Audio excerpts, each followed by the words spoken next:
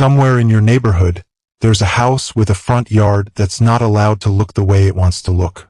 There's a rule book written by people who've never paid a single water bill for that lawn that says the grass has to be one exact shade of green, cut to one exact height, fed with one specific chemical. Break it and you get a letter, then a fine, then another fine. But right now, thousands of homeowners have found a loophole so simple it's almost embarrassing. It's a plant. It's been sitting in your local garden center this whole time. And the same associations that ban weeds literally cannot tell the difference between this plant and the grass they already approved. By the end of this video, you'll know exactly what it is, and why it got banned from lawns in the first place is going to make you angry.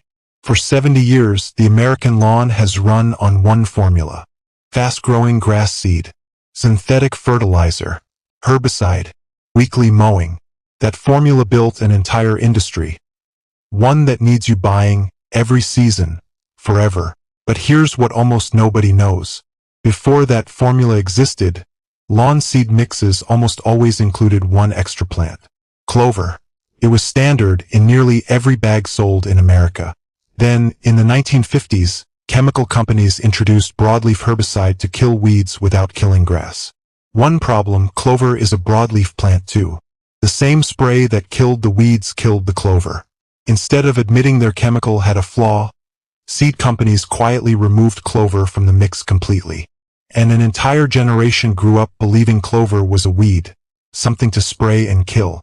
A plant that used to be a selling point got rebranded as a problem, and nobody ever told homeowners why.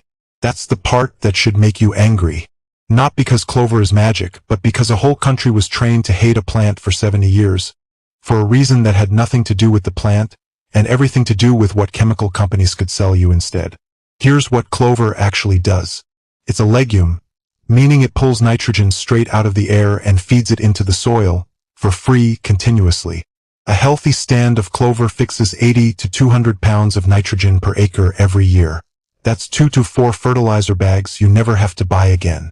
It also needs a fraction of the water grass does.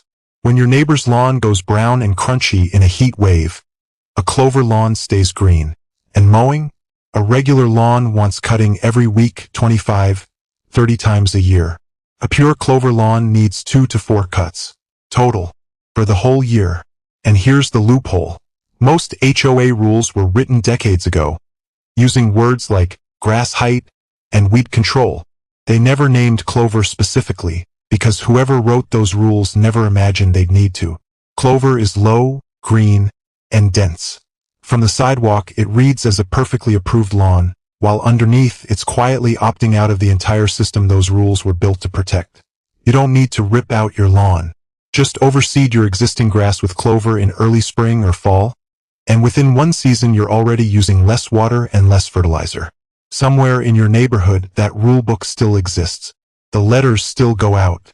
But now you know what's actually written in those rules and what isn't. If you're tired of paying every season just to look approved, clover might be the quietest way to opt out, without ever breaking a single rule.